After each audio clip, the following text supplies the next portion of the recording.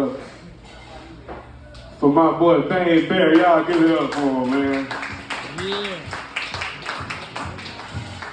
Appreciate it.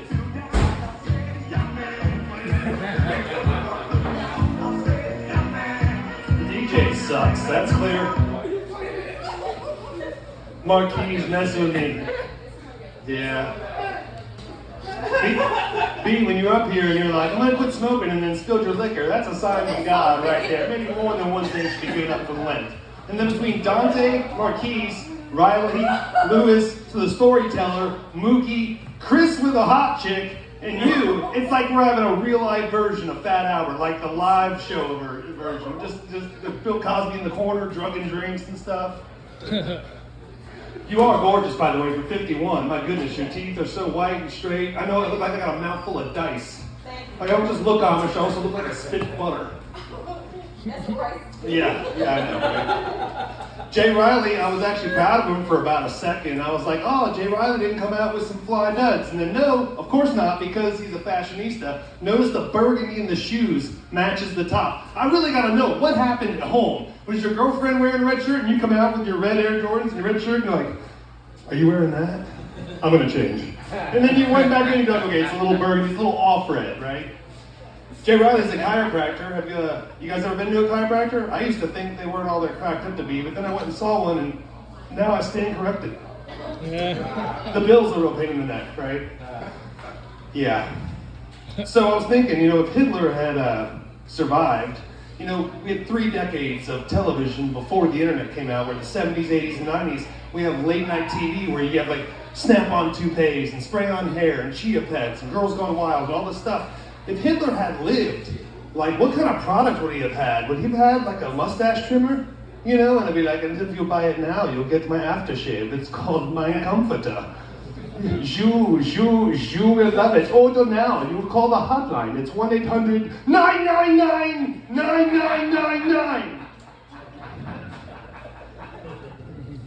I will tell you this, like there's a brotherhood, can we agree in the Southeast that there's a brotherhood of states, right? Like if you're driving, I see a Georgia plate, North Carolina plate, I'll even go as far as Florida, Virginia, Tennessee, Kentucky, Nebraska, Oklahoma, and Texas. If I see one of those plates, doesn't bother me at all. I see a California plate, I turn into Highway Hitler, like instantly. I'd be like, why are you here?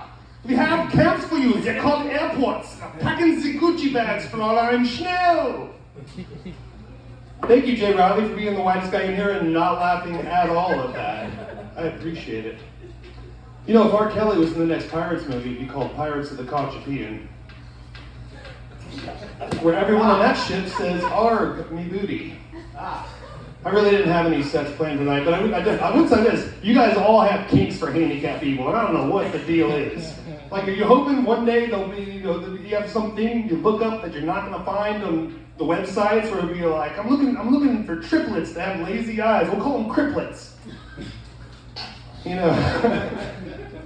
I would say this, bringing up the grandparents and stuff, Dante, like, my grandma is where I get part of my humor from. My grandma died of breast cancer.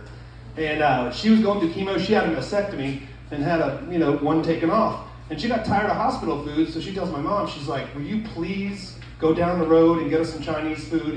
I'm tired of this hospital food. That's the mid-90s hospital food. That's not today hospital food. That's mid-90s hospital food.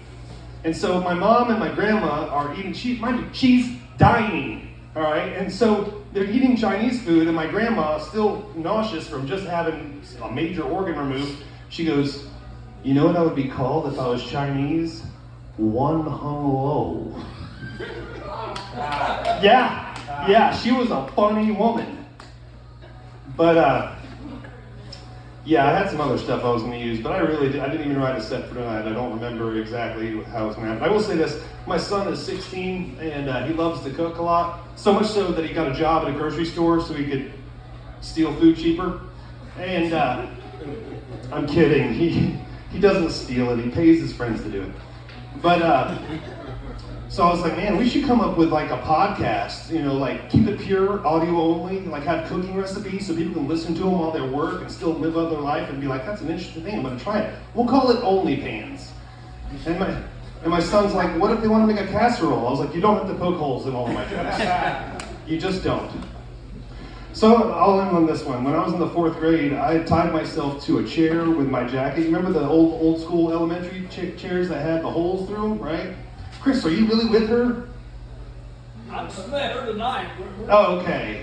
No, I'm just sitting here. I didn't know if there was some fantasy thing in the bedroom going on. You know, like, okay, I'm not gonna make that joke. I am not gonna make that joke. A little edit button in my head stopped me from making that joke. But when I was a kid, I put a windbreaker through those 2 holes in the back of your plastic chair and tied it to my waist in a double knot because I'm a good Boy Scout. And as soon as I did, the fire alarm goes off, you know, like.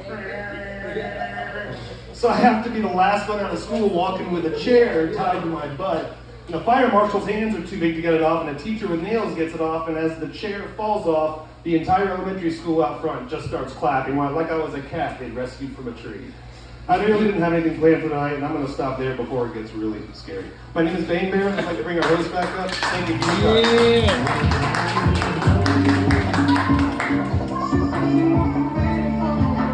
Give it up for my boy, man. He killed that shit, my boy. Man, came in and killed it, man. He did, bro.